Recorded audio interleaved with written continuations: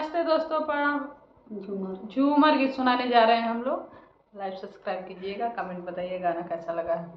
नए झुलनी के छैया बलमुतनी आई के छाइला हो। नए झुलनी के छैया बलमुतनी आई के छाइला हो। आई के छाइला दुपहरिया बिताइला। आई के छाइला दुपहरिया बिताइला। नए झुलनी के छैया बलमुतनी आई के छाइला हो। आई के छाइला दुपहरिया बिताइला। टप टप चुए पसीनवा बलमुतनी आई के छाइला हो। टप टप चुए पसीनवा बलमुतनी आई के छाइला हो। नए झुलनी के छैया बलमुतनी आई के छाइला हो। 4 महीना हो गर्मी के दिनावा।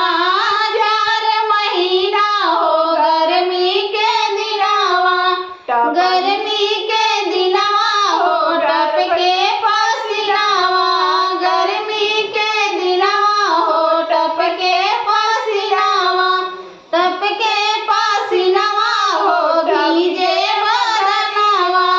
टप के पसीनवा हो भीजे बदनवा। नए झुलनी के छैया बलमुतनी आई के छाइला हो। 4 महीना हो बरखा के दिनावा। 4 महीना हो बरखा के दिनावा। बरखा के दिनावा हो कांपे बदनवा। बरखा के दिनावा हो कांपे भीजे बदनवा। नए झुलनी के छैया बलमुतनी आई के छाइला हो। नए झुलनी के छैया बलमुतनी आई के छाइला हो। 4 महीना हो बरखा के दिनावा।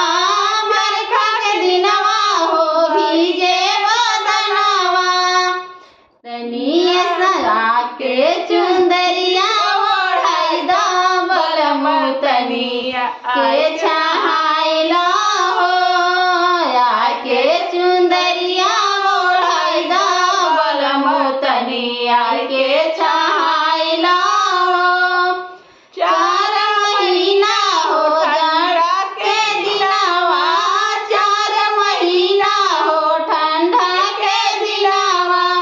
ठंडा के दिनावा हो कांपे बदनवा। तनिए साया के रजैया ओढ़ाई दा बलमुतनी आई के छाइला